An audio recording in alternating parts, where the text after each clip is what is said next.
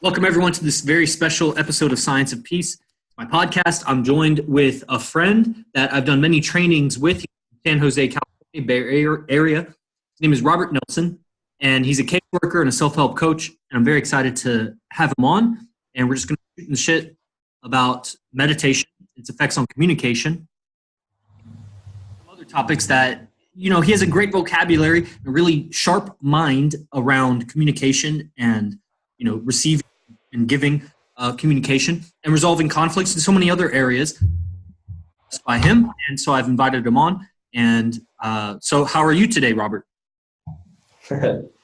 Fantastic, man. Crushing everything. Phenomenal. What did you you had some great talking points. You were bringing something to the table. What is it that interests you about this topic? Let me close a couple tabs on Chrome. You know how it is. I see. Yeah, it can be laggy. I'm a tab addict. It's very addicting. Click the new tab, just do it over and over. Yeah, I'll get back to that one tab. I have probably... I'm accumulating something. But anyways, I thought it would be good to do this little talk here. I know it will be brief, but because I wanted to, I don't really practice yoga or meditation regularly. And from the seminar that we were both at, the exercises that you were doing, I thought they were perfectly timed because we were sitting for long periods of time and we need to get up and listen to our bodies. And so it made me think, when you listen to your body in yoga or meditation, is that at all similar to listening to another person when you're in conversation? And so I'll give a quick example, and then I'll make two quick examples. So number one, sort of that influenced me to start thinking down this train of thought. What is it? We're live? Yeah, just showing up the Zoom. Right on. As a caseworker, I work with clients who have a mental health diagnosis. So in practical terms, this is you drive through the downtown area of your city and you see a homeless person that might be talking to him or herself or be super, super depressed, almost to the point of wanting to commit suicide. Wow. Those are the people that I work with. Yeah. My job is to keep them out of the psych hospital, out of the emergency room. Uh-huh. So I take an approach where whatever gets the results, is what needs to be done. And in my experience, been doing this over 5 years, the ability to listen and to pace the other person's reality, so to speak, is so important. You and I both study under Arash Divzar, who emphasizes communication over and over and over, and it's so true. So the example that I'll give is like there's this ability to listen to somebody and to know when you know what they're saying, and to know when you're not sure what they're saying. Like somebody will be talking to me, right? It's important for me to know whether whether I'm fairly certain that I understand what they're saying, or whether I'm not yet certain and need more clarification. Mm-hmm. That point is huge. So I'll make up an example right now. Like if one of my clients is coming to me and it's like they look really down, right? And then they're like, I know you wanted to meet, so I'm excited that you're here or something. But if they look really sad, then I'll say, oh, you don't look super excited. Like, how are you feeling? Right. So I spotted already, like immediately, an incongruence between what they're saying and what their faces show. Okay. and I need to resolve that. So then I say, okay, well, I mean, it doesn't look like you're excited. Like, are you sad? And then they'll be like, oh, actually, yeah. And see, at that point, that's when a lot of people would want to jump in because they think, oh, I know what the other person is experiencing. And they'll say, oh, well, let me cheer you up. Or they might say, no, don't be sad. Or, I mean, this is what we typically hear. I mean, this is the average communication. The other person wants to jump in, and that's not that's not the right moment. That moment, it's time to gather more information. And so they'll say, yeah, I'm kind of sad. And then I'll say, well, like, what are you sad about? And so notice the neutral tone, right? Yeah. It's not too much. It's not, oh, what are you sad about? Like, or like, oh, like, what are you sad about? Like, Yeah. it's so effective, right? Because now the person feels like it's safe to open up. But I'll do it. I can do it again. If I like put myself in the position, I'm like, let me think. I got to imagine it to be like, it's got to be like authentic, you know?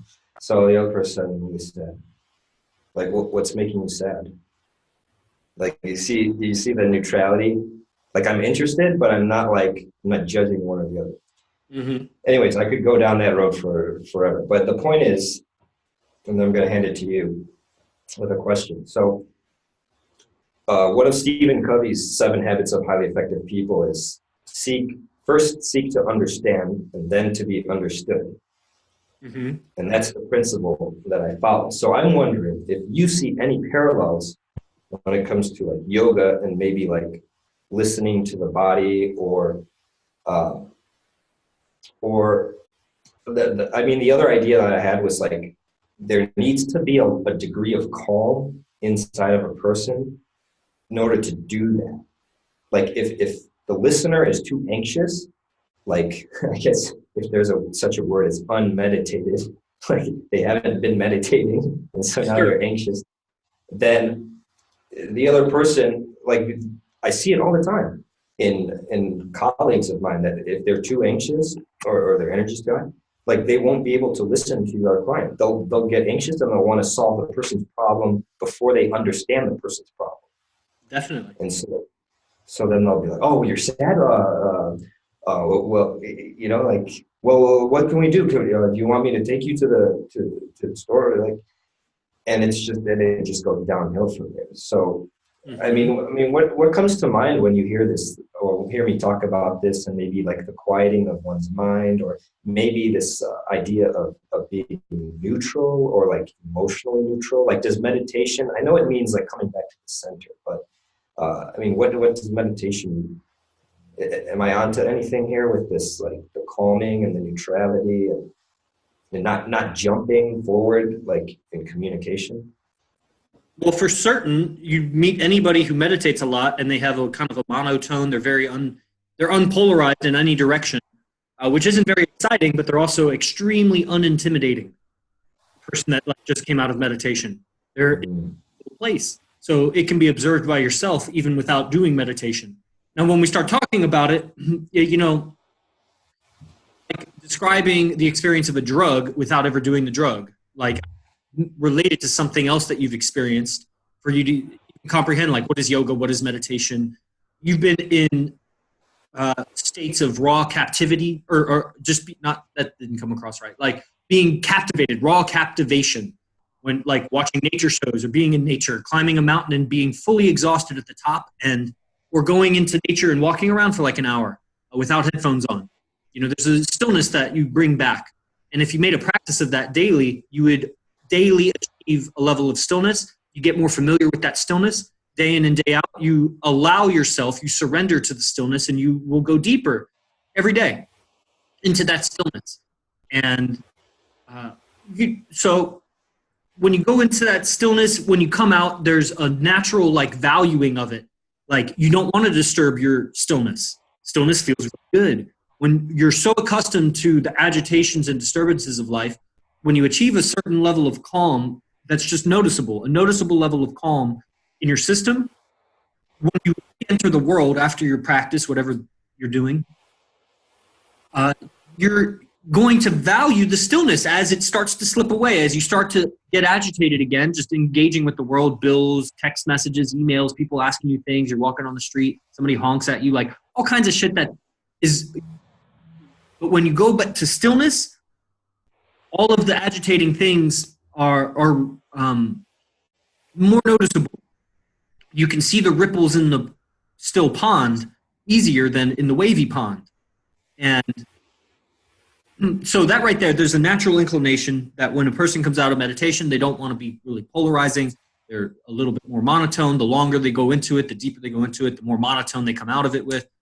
And it's very intimidating. If a person can take themselves to that place, you know, you have that non-intimidating tone. I forget what you called it, like a neutral tone. You had a neutral tone, and over time, if you try to hold that neutral tone, like if the person's being volatile or they're really sad, or you don't want to overinvest, and so you're keeping a neutral tone so that they don't pick up that you're manipulating or persuading in any way. Like you're just totally neutral, non-judgmental. If you try to stay there for a very long time, you will eventually become agitated because you're pushing your tone there. You're pushing your tone there. And the ability to surrender your tone there, to take it there and leave it, and that's the tone. And because no matter where your tone is, it's not you. Like you're just reflecting or expressing a temporary experience inside. If you weren't paying attention to your tone, it would naturally correspond to what your experience inside is. But your inner experience keeps changing. So meditation gives the practitioner visceral experience of how temporary the inner experience is. Or visceral understanding, a true understanding of this keeps shifting. You sit still long enough and whatever you're feeling or thinking or experiencing will pass. And over time, I will translate into the, living that, the agitations, they pass. So the ability to listen to like your body or your thinking or listen to what's going on inside, listen to your inner experience. That's cultivated, or Rashdeep Bazar greatly amplified my awareness of this. I was physically great at yoga, but it wasn't until through his teaching to put my attention on my self-talk and put my attention on what am I saying to myself. I don't want to just call it self-talk, but it's more than that. It's like beliefs and pictures and things that I'm holding in my mind, just things I'm holding in my mind. Yeah. Yoga took on the next level. Then it became a masterful level because then it was no longer just cultivating calmness. I'd already developed a great ability to cultivate calmness in me, which probably is why I was so receptive to his teachings, because from one place I was more receptive, like you're saying. So, yeah, I could. Does that kind of touch on it? That brought up two ideas for me. One is, at the seminar, when I did my little speech, I was talking about levels of energy, remember? So, these people, like I have a friend, for instance, he's actually in your silent flute program, and he's a good friend, and he meditates a lot, but this dude, like he's like one of a kind. He's very in his almost in his groundedness, and I don't know if it's a meditation thing or if it's like an introversion thing. It can't just be introversion. It can't just be that, because he has a presence. Like when I spend time with him, like I can feel the presence, right? I can feel like, whoa, I'm like, whoa, like this guy's like, he's like fully here, he's not like in his head.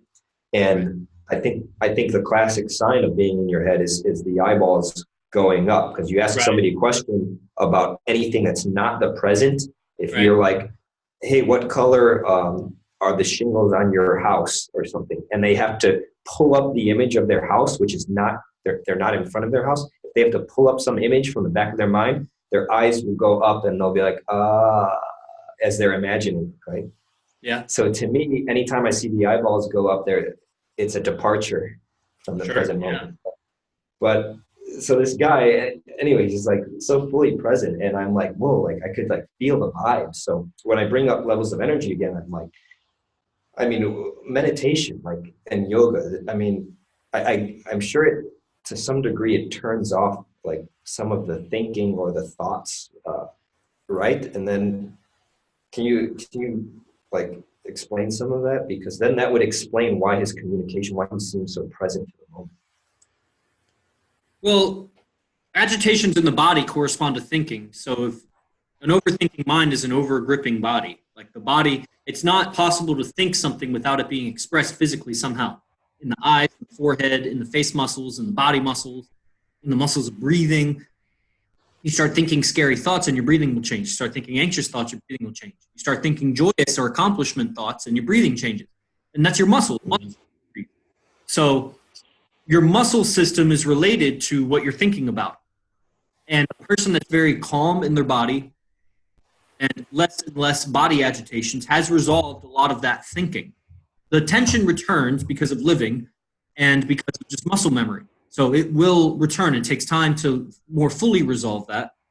And even when the body is fully calm and relaxed to a deep state, mind still exists. M-I-N-D. Mind continues to exist. So as some of those thinking processes return, which is stimulated by the external environment, so the sounds of people and the taste of things, smells, sights, hearing, will re-stimulate thinking processes that are anchored to physical processes. So the physical will respond to what you're thinking about. So even though I can mechanically bring my body to a deep level of calm, I have not weeded the seed or the root of the of those thinking processes that created agitation.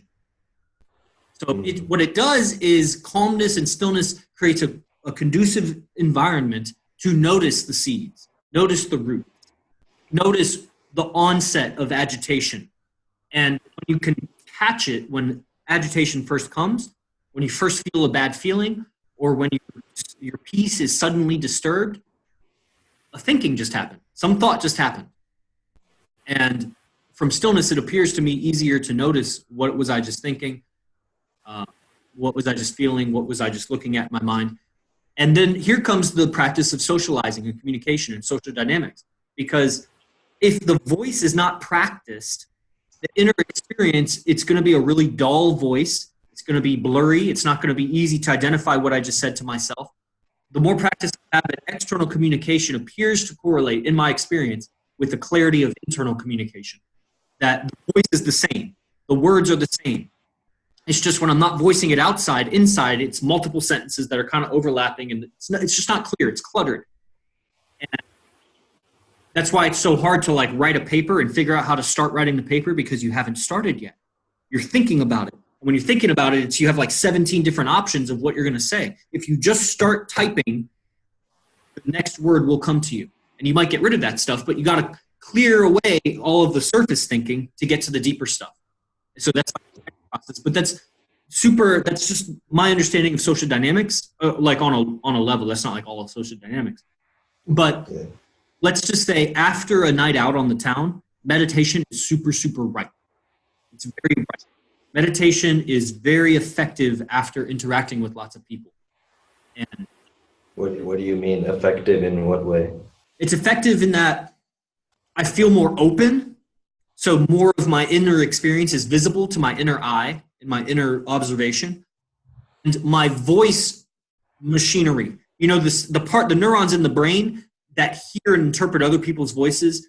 Listen, this is an opinion. I don't have like science on this next thing I'm about to say, but this seems to be my experience and what I teach. That the mechanisms in my brain that interpret what you're saying and interpret what I'm saying to the outside is the same neurons that are interpreting what I'm saying inside to myself. So by engaging with the world, which is highly unpredictable because I don't know what the other person's going to say. I don't know how I'm going to respond to it because they might trigger me. If I'm in a safe little bubble, I can predict what life is going to be like, which is misery, basically. But at least it's predictable, which brings a level of comfort. You go out and socialize with people, you don't know how it's going to go. so it keeps you on your toes, keeps you in present time. And so being that it brings me to present time, and it refines it almost like cleans my language machinery. You know, it like oils it up, brushes it, dusts it off. It like kind of just clears away the cobwebs of my sending and receiving neurons. Whatever in the brain is responsible for those functions, which is basically the thalamus and the parasylvian region, which is like right above the brainstem in the center. And this is like receiving sense perceptions, and it's the language center that, you know, stores the dictionary and the grammar center of the brain. But that's all like right above the brainstem in the center. So that's basically what I'm saying. It brings you to present time, and it really clarifies your voice and your interpretation of voice, so that when you meditate, sentences that you're saying inside, the silent self-talk, is more clear. It's just, you know, that's what I mean by ripe. It takes a little bit more to calm down, because I'm always highly excited when I'm out socializing. So coming from yoga practice, it'll take an extra 5-10 minutes to get to a place where I can even begin, really. But once I get to that calm, then it's just like, it's the difference between having bad vision and not wearing glasses versus wearing glasses. You can just see what's going on inside more clearly. You gave me a big insight a few minutes ago as you were talking. And so if you think of like a movie theater, right, with a lot of patrons watching a movie, holding their popcorn, and you know, they're going to be reacting. Their faces at one moment will be like, and then the next moment they'll be like scared, you know, and like they're reacting to the movie screen, right? Yeah. Now, what I realize is that as you know, as we walk through streets of the city or town that we live in, and we observe other people, we're observing those people as if they're in the movie theater. It's just they're not watching a movie screen per se, they're watching the movie screen of their mind. And so whatever they're currently simulating or playing, you know, on that movie reel inside their head, what you just explained a couple minutes ago was that it was the link between that and the body, that it's going to cause tension in the body. If the scene is tense, it's going to cause relaxation in the body if the scene is relaxed. So as I'm walking down the street and I see somebody and I read their body language, it gives me a hint at what movie they're watching at the moment. And that, to me, I mean, that links directly to the work that I do, because a lot of times my clients will struggle to voice what they're experiencing. Yeah. So my job, you know, is to read. I mean, I work with people that can be suicidal. I have to, and they don't want to say it. Like, it's weird. Nobody wants to say, "Oh, I want to end my life," right? Sure. So I need to read that from their body language. So I look at their body and I have to think, what are they watching on their movie screen, their internal movie screen? And then I carefully, neutrally, and cautiously ask questions to ask them to tell me what's on that screen. And to me, that's a good professional in psychology, right? Is when I can tell what's on the person's movie screen. And that's how we feel understood too. If somebody says like, "Oh, you look kind of worried," are you know, or let's say I rush here, I call you, I'm like, "Hey, I'm having trouble parking, I'll be right in," and then I rush in, and you look at me, and I'm like, and I'm like clearly preoccupied, right? And then you say to me, you concerned about where you parked? And if that's exactly the image that's on my screen, I'm like, damn, this guy understands me. Like, now that's connection. That's perfect social dynamics, in my opinion. Yeah. And the social dynamics seems to, you know, help in reading people when you're exposed to such a spectrum of emotional emoting, you know, so many different facial expressions, but there's a commonality. Like everybody has the same emotional palette that they're working with. And seems to just in the same way, the language of emotions, the language of body language, similar to the language of words. When I'm sitting meditating, I can start to notice my own facial expressions. And so then I notice my own facial expressions, and then I start to notice, well, as soon as I catch a facial expression, I'm like, oh, I'm thinking something. What am I thinking? And I can look. Or I catch a facial expression, or I catch tension in the tongue and the cheeks and whatever. And then I can ask myself, what did I just think? What did I just say to myself? What was I just looking at? Or I can just let it go. If I don't really want to go into the mind part of it, there's an element of surrender and just drop it. The mind is just an auto machine. It just keeps going. And sometimes it's useful to go to the root of things, but sometimes I just want reprieve. And so there are tricks that I teach in the silent flute, little language spells, little processes to just create a little bit of space between my thinking and my observing. Just to feel space, in the same way that you do some breathing and then you feel space inside. You listen to good music, you feel space inside. Yoga, one of the main aims, if not the main aim, is to create space.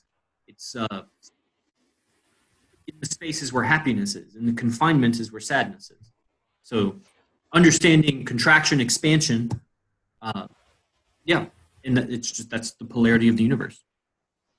Right on. I gotcha. Yeah.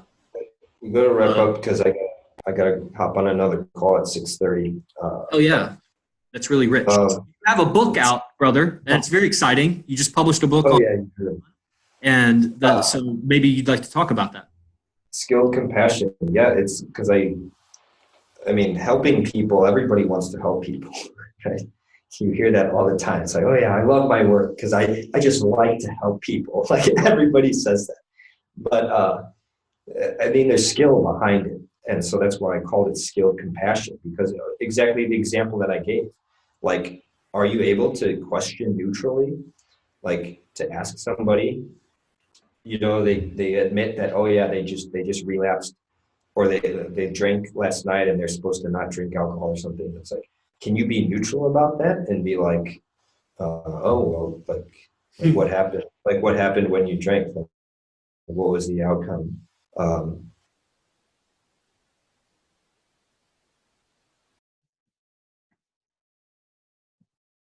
Oh man, are you there? It froze. Can you hear me now? And nobody can be neutral. I can hear you. Okay, got it. I can hear you now too. All right. So that was my internet. So yeah, I mean, okay. So it's like there's an art to being like neutral, and there's an art. The book is mainly about like not getting pulled in to the social dynamics. Ooh, that's a good one. When you're helping people. But, anyways, yeah, I mean, it's called Skilled Compassion. It's on Amazon if you guys are interested. And then there's also, you can find more information through like my Instagram, Existence First. There's a Facebook page and an Instagram page. That's my personal development company. So, hell yeah! Wow, that's a good pitch. And thank you. Thank you for. I love that name. Thank you for having me. I enjoyed this chat, man. I think we dug up some diamonds today. For sure. Yeah. Would you like to do it again? For sure, man. Definitely. This was very, very rich. Any closing thoughts from your end? I think you're doing great work. I'm very impressed. I didn't know all of those things about what you do. And that just makes me respect you even more. So thank you. I would love to do your namaste. I would love to do it again. Maybe we'll find a good time, and maybe, I'll just message you about it. And if everybody in the audience, if you liked it, I didn't see any comments, which is why I haven't read any. I haven't seen any comments. Let's see. No questions. Some comments, but no questions. So, in the future, or if you guys like this, if this was useful for you, then share it. Tag us when you share it. Tell people what you think about it. Send us a message. Oh yeah, this was useful. This was a truth bomb. There's a lot, but everybody's in a different place. So receiving the information, I try to cover spectrum of information. So, and we here appreciate you all giving us your time and paying attention. And thank you for your time, Robert. And I'll make a post when we do this again. So. All right. Thank you, Chris.